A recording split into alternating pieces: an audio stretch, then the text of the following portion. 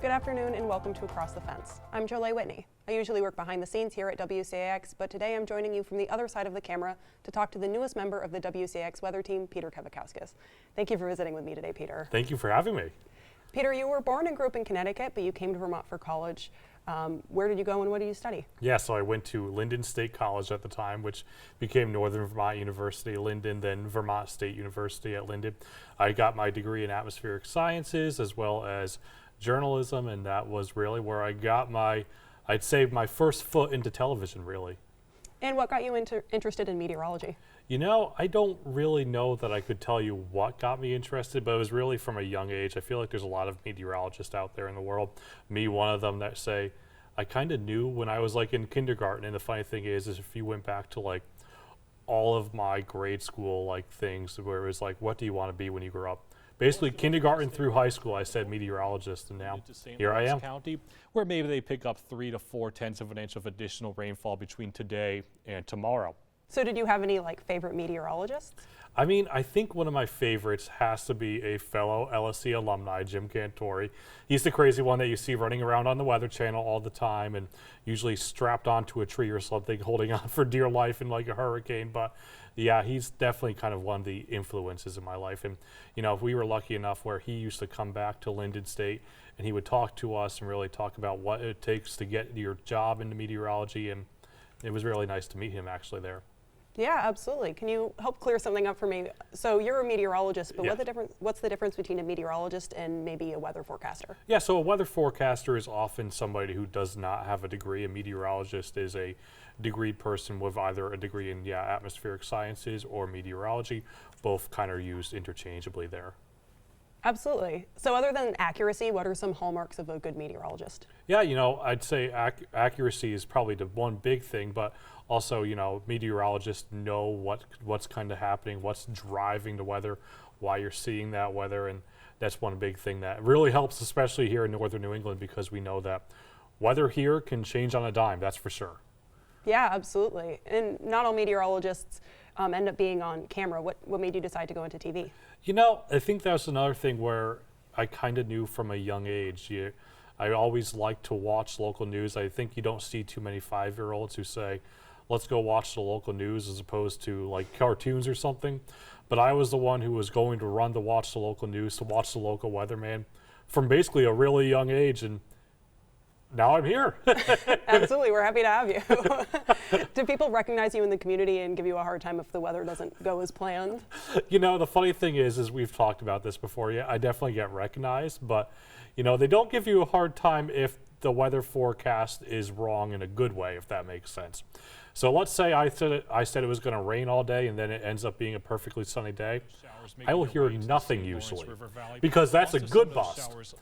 But if I said it's going to be sunny all day and then it rains all day, I will hear nothing but anything but that.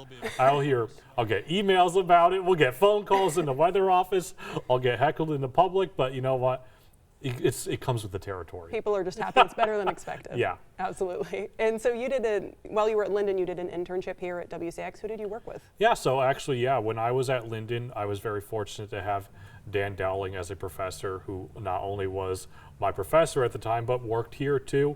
So I usually came over once or twice a week over the course of basically a year and a half actually. And I was fortunate enough to work with Dan Dowling as well as Sharon Meyer.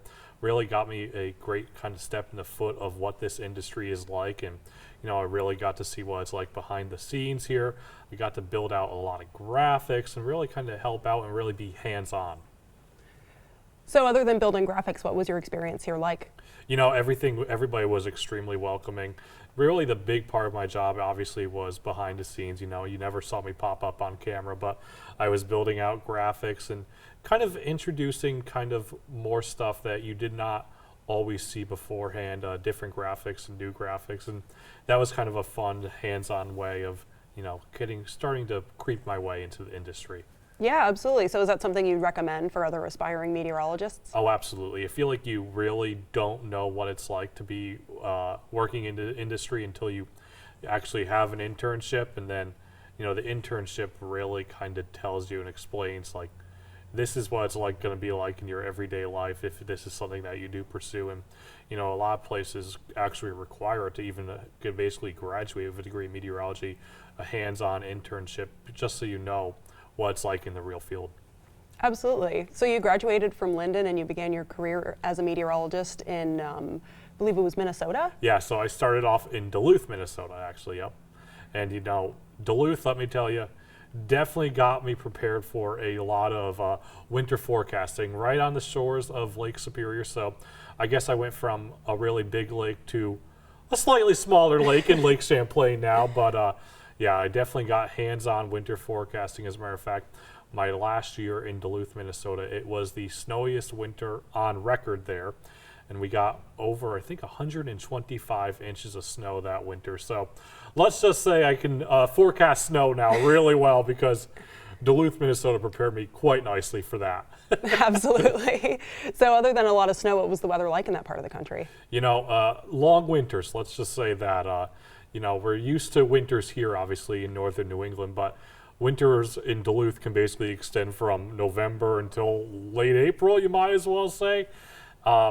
Not quite as long as not quite as what we see here. A little bit shorter here in northern New England, and you know, Lake Superior, you never really know what that's going to throw at you. For one day, I remember there was numerous days in my time in Duluth where it could be 90 degrees 10 miles away from Lake Superior.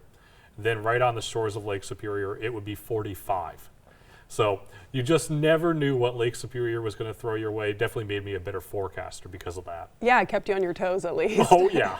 So obviously you're now back in Vermont. What brought you back? So, you know, I was very fortunate in the fact that I got offered the job here at WCAX. You know, not only where I interned, but closer to home. As you mentioned, I grew up in southern New England in Connecticut. It was nice to get back to my roots, kind of where I first started in the TV industry here at WCAX when I was interning here, and then got to come back and now, you know, do the morning weather and fill the very, very large shoes that Gary left behind. Yeah, absolutely. Yeah, he quite a legacy. But you've done a great job.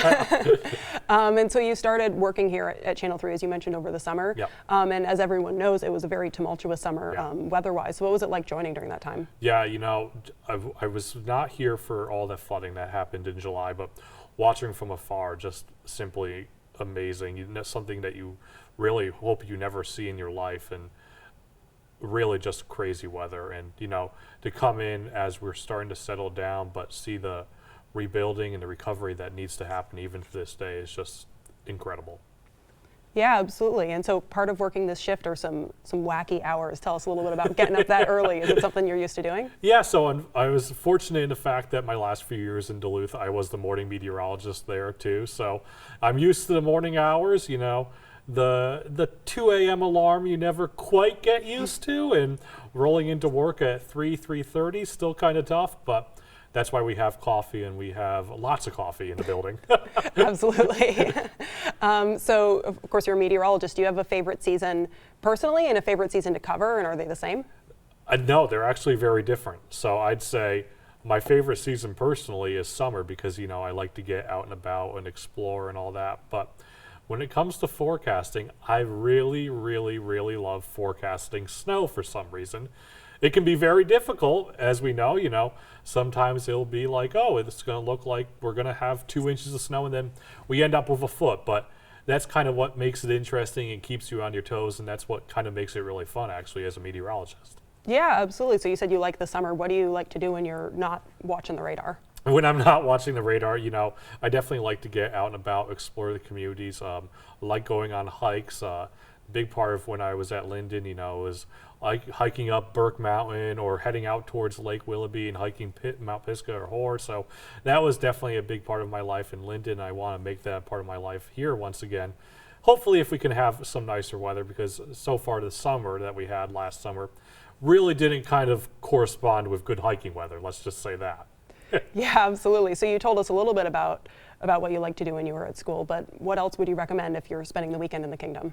Spending the weekend in the kingdom, I think I have to say Miss Lindenville Diner, Bagel Depot. Absolutely. Name dropping business heroes, I guess, and also Lake Willoughby, and then, you know, just gorgeous Burke Mountain. Obviously, going to school at Linden, Burke was kind of always my backdrop. I'd wake up and see Burke out my window, and then I'd go up into the classrooms on the 3rd floor of the meteorology department, and Burke would be outside my window again. So it was kind of always a nice backdrop to school in the kingdom. Yeah, absolutely. You mentioned Burke, are you much of a skier? I have never done it in my life, actually. And you look shocked. A little bit, yeah. I've never done it. I want to do it, but I also know, knowing me, I'll probably fall down face first and just end up at the bottom of the mountain. A giant snowball, so. Thank you so much for joining us today, Peter. And in the minute or so we have left, let's enjoy some sights and sounds of the season. Have a great day, and thank you for joining us on this afternoon on Across the Fence. Have a good one.